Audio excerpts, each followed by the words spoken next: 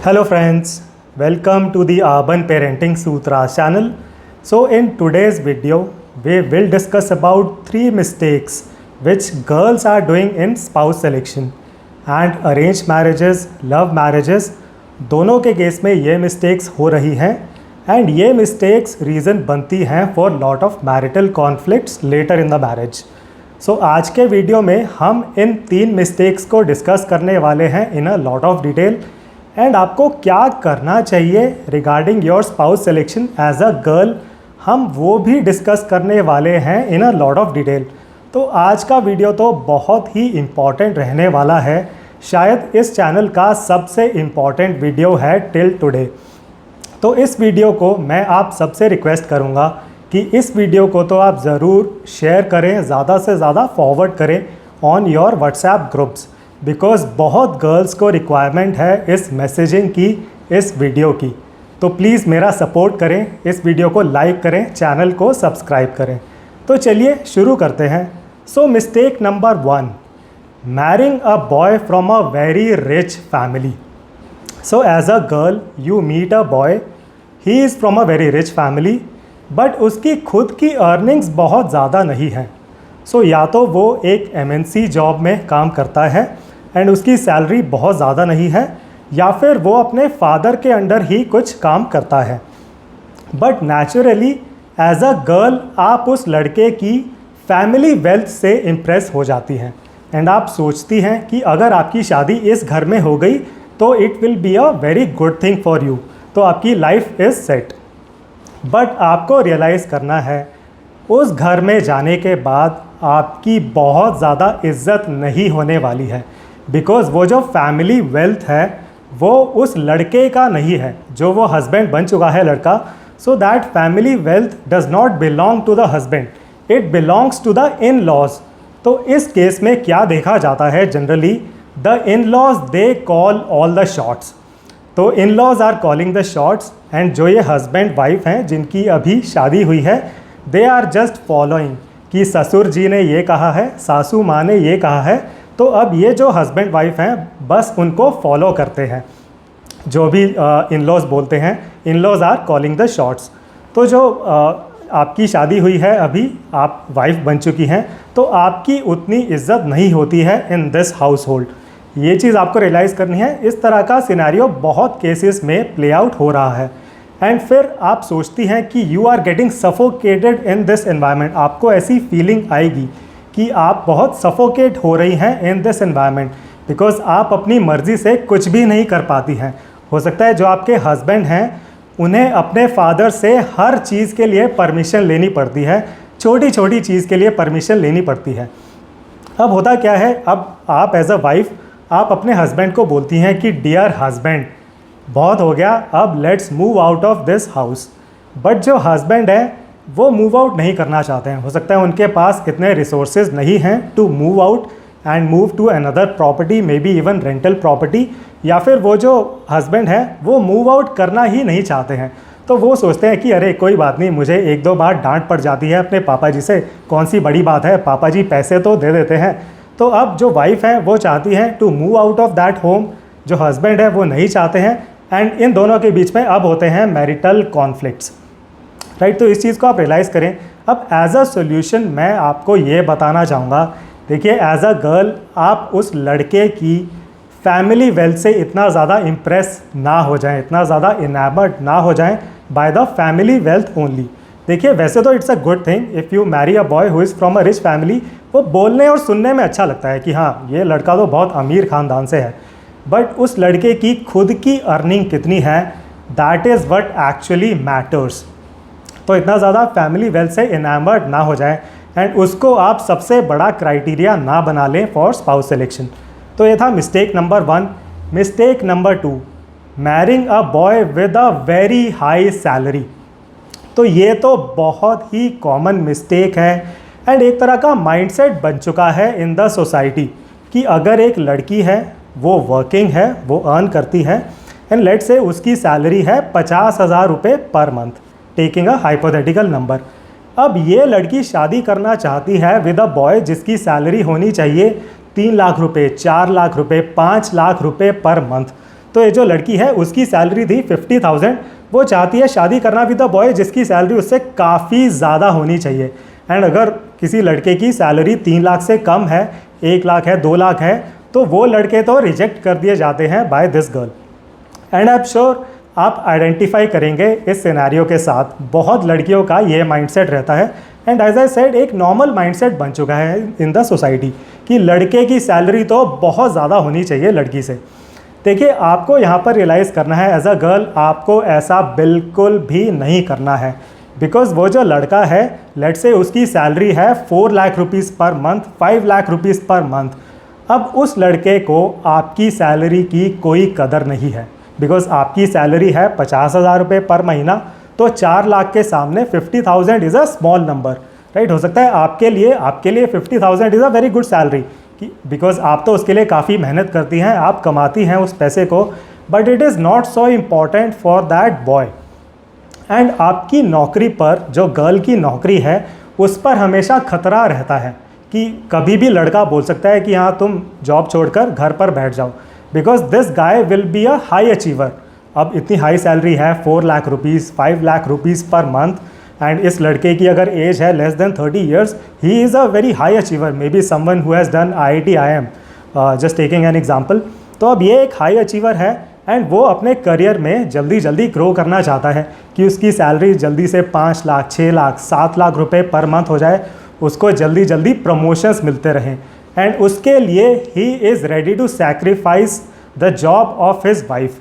अगर वाइफ की नौकरी छुड़वानी पड़े, he is fine with that, right. तो आपकी नौकरी पर तो हमेशा खतरा रहता है कि आपको कभी भी नौकरी छोड़नी पड़ सकती है।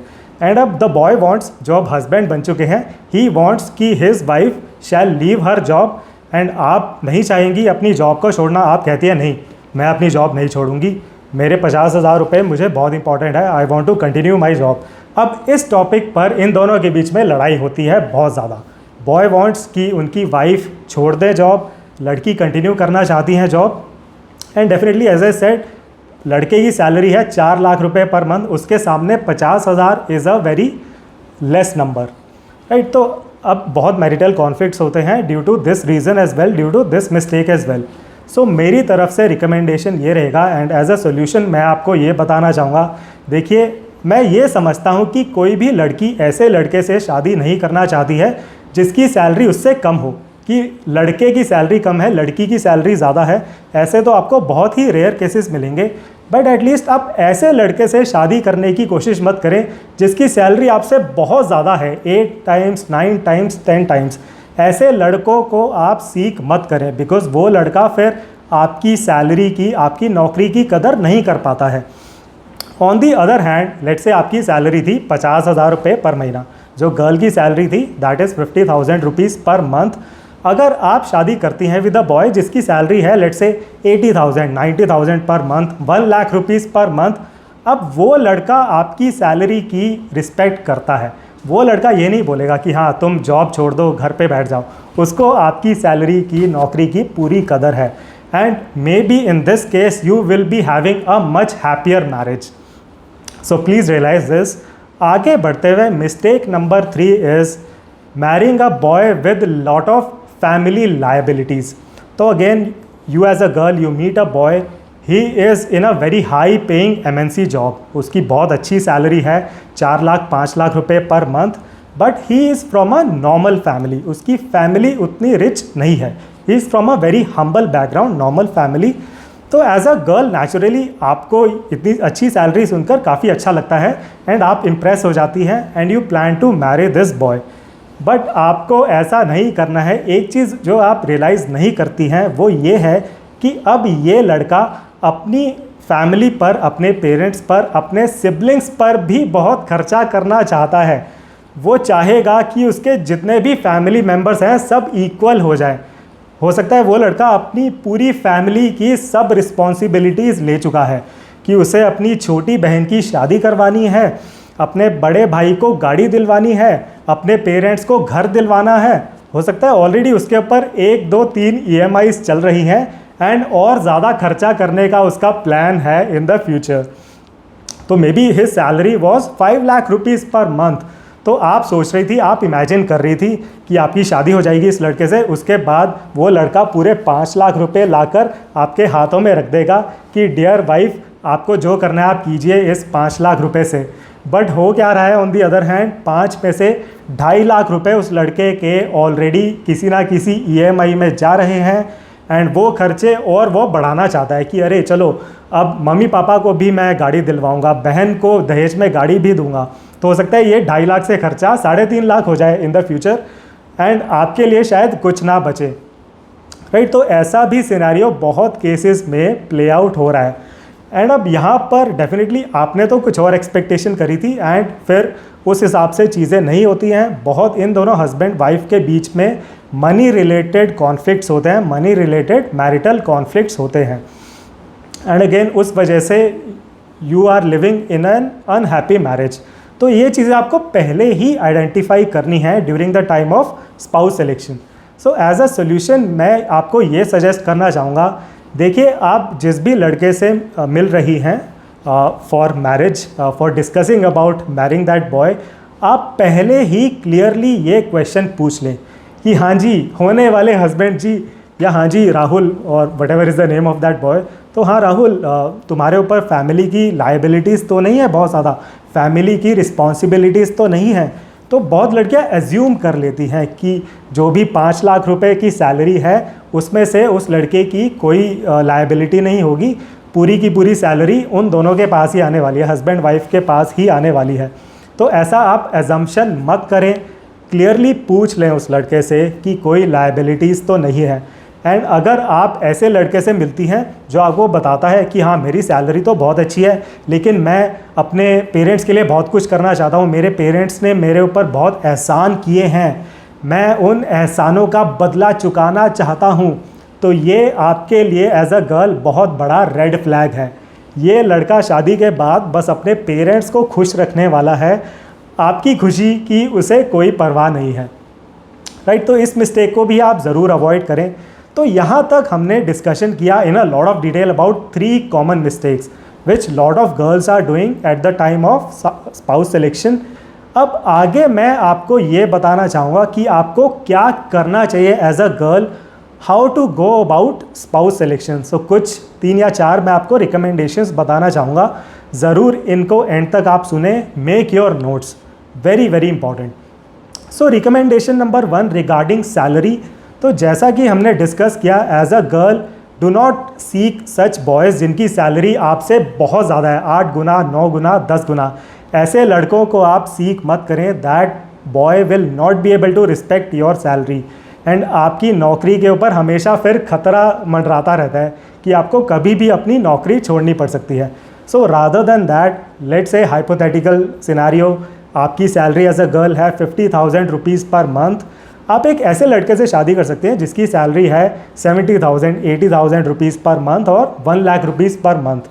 फिर वो लड़का आपकी नौकरी की, आपकी जॉब की पूरी रिस्पेक्ट करता है, एंड वो पूरी कोशिश करता है कि आप अपनी जॉब को कंटिन्यू कर सकें in the longer term. So definitely मेरी तरफ से रिकमेंडेशन ये रहेगी, ऐसे लड़के से शादी करें जिसकी सैलरी आपसे थोड़ी ज़्यादा है, बहुत आउट वाले से मत करें, do not seek such boys.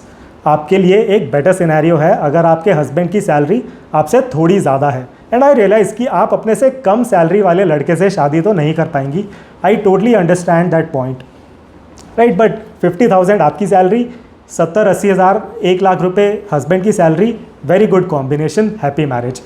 Second recommendation मेरी तरफ से रहेगा रिगार्डिंग द फैमिली। देखिए जहाँ तक फैमिली की बात रही, आप लड़के की फैमिली वेल्थ से बहुत ज़्यादा इम्प्रेस, एनामर्ड मत हो जाएं, उसका आपको कोई भी ज़्यादा फ़ायदा नहीं मिलने वाला है।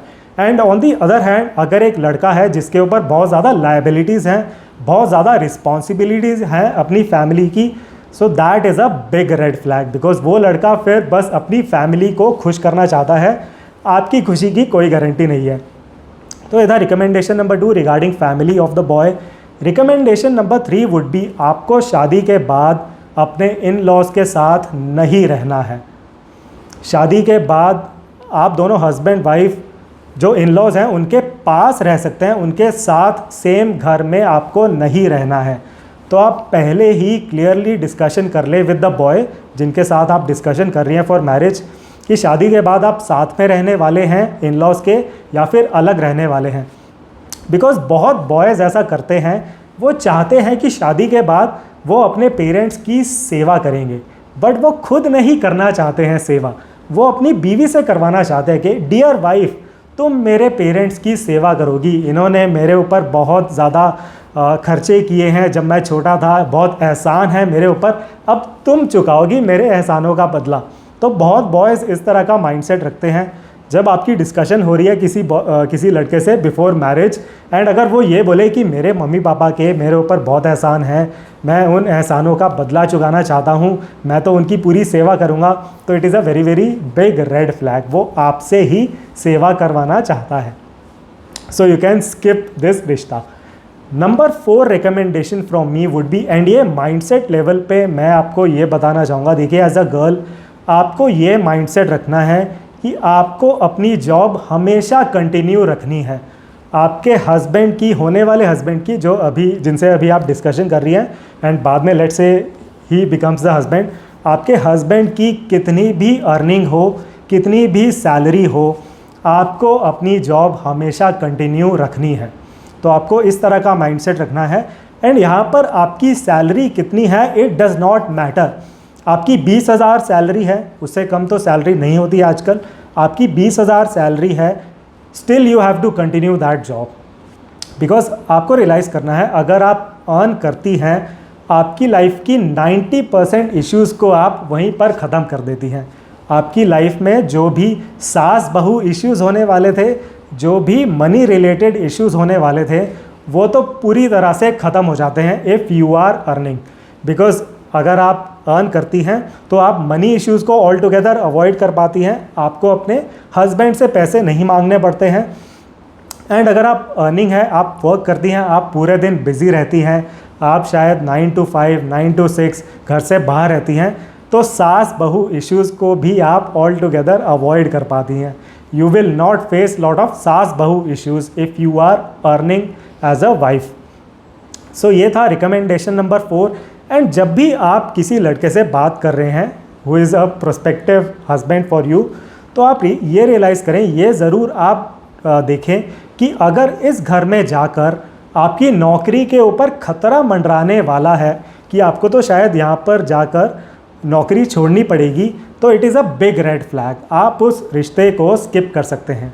आप वर्किंग रहें, आप अर्निंग रहें, आप अपनी जॉब को कंटिन्यू कर पाएँ is very very important for you as a girl. तो आई होप इस वीडियो में मैंने जो भी पॉइंट्स डिस्कस किए आपको काफ़ी प्रैक्टिकल लगे होंगे एंड आपको काफ़ी क्लैरिटी मिली होगी regarding spouse selection. And I know कुछ माइंडसेट्स हैं in the society which do not work in 2024, and उन माइंडसेट्स की वजह से क्या मिस्टेक्स हो रही हैं वो हमने डिस्कस की in a lot of detail. तो I hope you like the content in this video. Do try to follow these recommendations.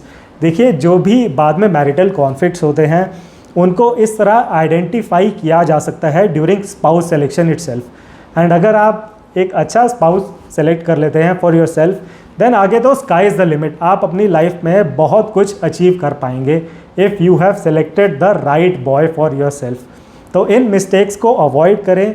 अगर आपके कोई भी पर्सनल क्वेश्चंस क्वेरीज़ हैं, आप मेरे व्हाट्सएप नंबर पर भी मुझे रीच आउट कर सकते हैं। मेरा व्हाट्सएप नंबर आपको इस वीडियो के डिस्क्रिप्शन सेक्शन में एंड हैशटैग्स में मिल जाएगा। So thank you very much for watching this video. See you in the next one.